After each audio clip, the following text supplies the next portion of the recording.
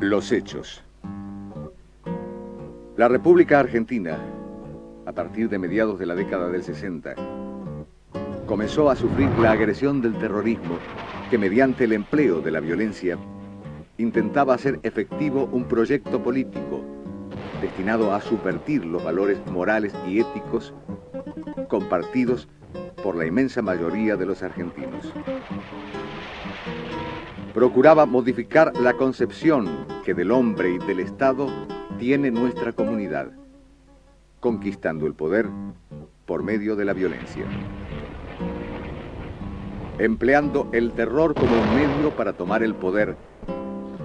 Se proponía llegar a la desaparición de la República como Estado democrático, jurídica y políticamente organizado, en una acción a nivel nacional y continental.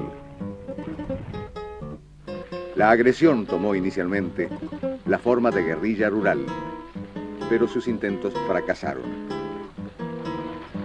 Su derrota en un país limítrofe marcó a escala continental un cambio de estrategia en la que progresivamente la Argentina pasaba a constituirse en uno de los objetivos prioritarios de la acción del terrorismo internacional. En este contexto, adquirió mayor gravitación el accionar del terrorismo urbano. Robos de armas, asaltos a bancos y otras instituciones, secuestros, extorsiones y asesinatos en escalada creciente hicieron que la opinión pública tomara conciencia de la acción delictiva de las tres agrupaciones terroristas más poderosas: Fuerzas Armadas Revolucionarias, Ejército Revolucionario del Pueblo y Montoneros. El accionar de las mismas, dirigido a paralizar a la población, estuvo signado por una permanente e indiscriminada violación de los más fundamentales derechos humanos. Asesinatos, torturas y prolongados secuestros son pruebas indiscutibles de sus actos y propósitos criminales. Sus víctimas abarcaron todos los estratos sociales: obreros, sacerdotes, intelectuales, hombres de empresa, periodistas, funcionarios públicos, jueces, militares, agentes del orden, dirigentes políticos, sindicales y hasta niños. La escalada del terror fue acompañada por una captación ideológica que indujo a muchos a aceptar la violencia criminal como un modo de acción política. Las bandas terroristas continuaron su organización y llegaron en su apogeo a reclutar miles de personas a las que instruyeron en el manejo de las armas. La mayoría de ellas las poseían y utilizaban efectivamente, constituyendo de hecho un ejército clandestino, mercenario de la violencia.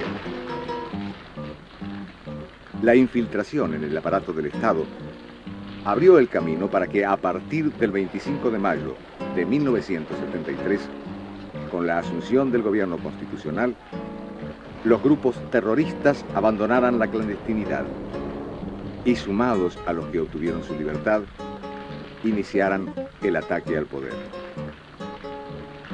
Miembros activos y simpatizantes decididos de las organizaciones terroristas ocuparon posiciones relevantes en el Gabinete Nacional y en los gobiernos provinciales, en el Congreso Nacional, en las legislaturas provinciales y en el Poder Judicial.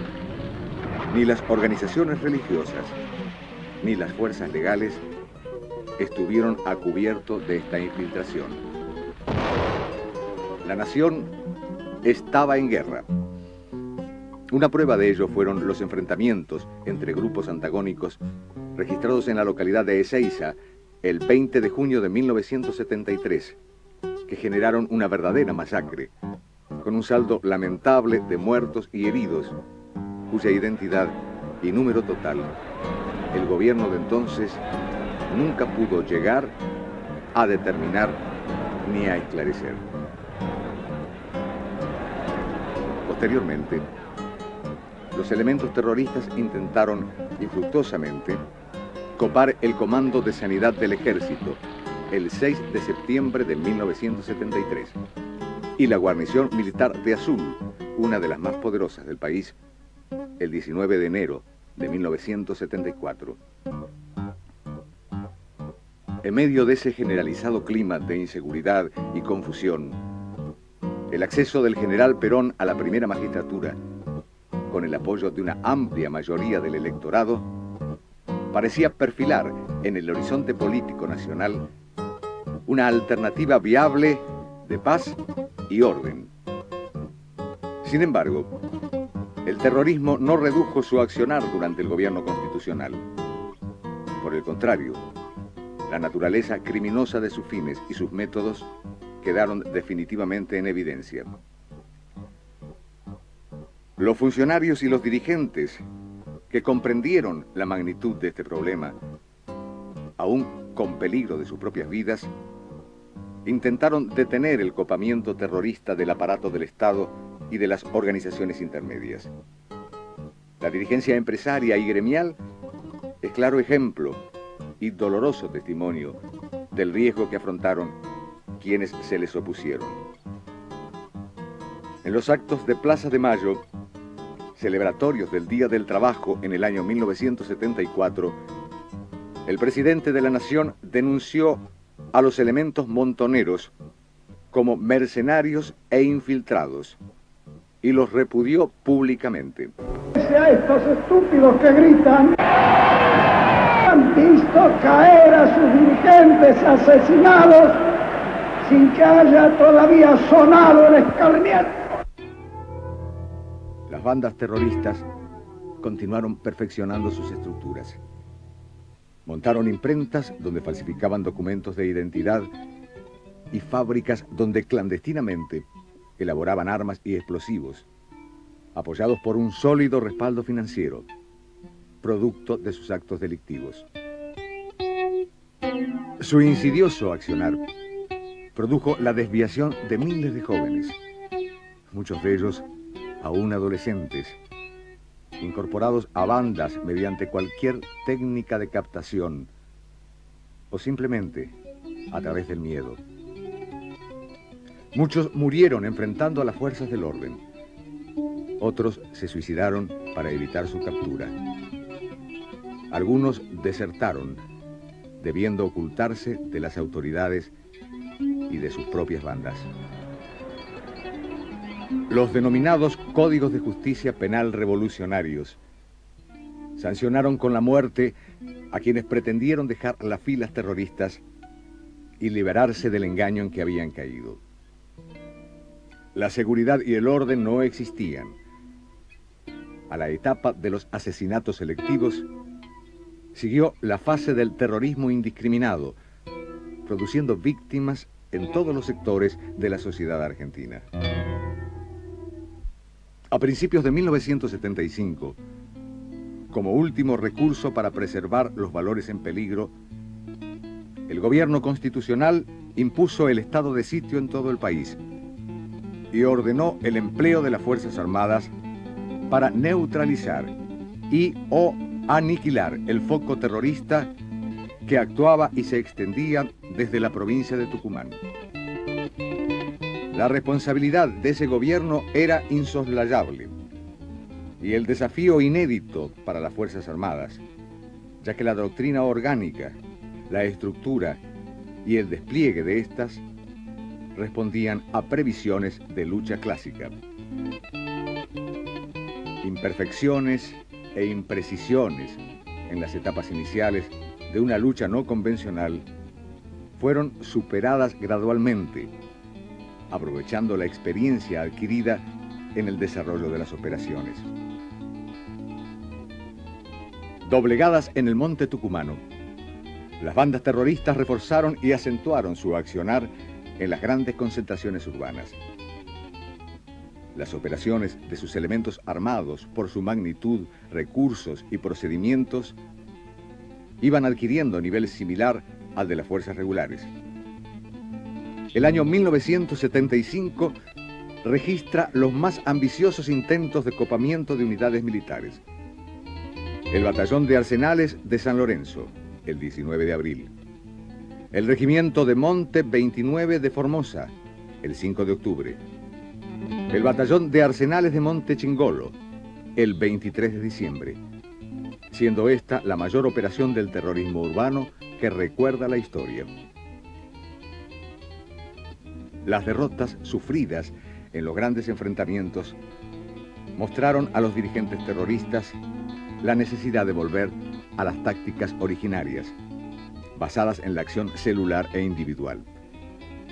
Una secuela interminable de muertes, secuestros y atentados afectaron durante 3 largos años la paz de la República y la seguridad de sus habitantes. Los ataques terroristas se extendieron a toda la comunidad. Los atentados contra la vida y los bienes públicos y privados fueron hechos cotidianos. Los periódicos de la época documentan que ese cuadro era parte de la vida diaria del país y todos sus habitantes, que vivieron y sufrieron esa experiencia, son testigos de ello. En la lucha contra el terrorismo, las fuerzas legales detectaron innumerables celdas secretas, denominadas por las bandas terroristas cárceles del pueblo.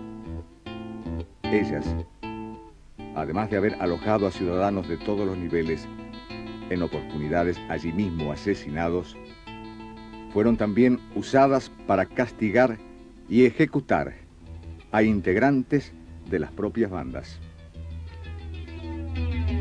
Para tener una clara idea de la magnitud del accionar terrorista por medio de las cifras, merece destacarse que en el año 1974 se registraron 21 intentos de copamiento de unidades de las fuerzas legales, 466 atentados con artefactos explosivos y 16 robos de sumas importantes de dinero. 117 personas fueron secuestradas y 110 fueron asesinadas. El año 1976 marcaba la máxima escalada de la violencia. Los secuestros llegaron a 600 y los asesinatos a 646, con un promedio de 2 víctimas diarias del terrorismo. Se registraron 4.150 acciones terroristas entre copamientos de localidades, acciones de propaganda armada, intimidaciones extorsivas y atentados con explosivos. Un examen de la crónica periodística correspondiente a los años 1973 al 79 informa que en ese lapso, en 742 enfrentamientos, resultaron muertas 2.050 personas, cifra que no incluye las bajas sufridas por las fuerzas legales. Entre 1969 y 1979 se registraron 21.642 hechos terroristas. Esta cifra guarda relación con la magnitud de la estructura subversiva, que llegó a contar en su apogeo con 25.000 adherentes, de los cuales 15.000 fueron combatientes, es decir, individuos técnicamente capacitados e ideológicamente fanatizados para matar. La naturaleza y características propias de esta forma de ataque, sorpresivo, sistemático y permanente, obligaron a adoptar procedimientos inéditos en la guerra afrontada. Debió imponerse el más estricto secreto sobre la información relacionada con las acciones militares, sus logros, las operaciones en desarrollo y los descubrimientos realizados. Se tornaba imprescindible no alertar al adversario, no descubrir las propias intenciones, recuperando la iniciativa y sorpresa en las acciones, hasta ese momento en manos del oponente. Durante todas estas operaciones, fue prácticamente imposible establecer con precisión las bajas totales sufridas por las bandas de delincuentes terroristas y la identidad de sus componentes.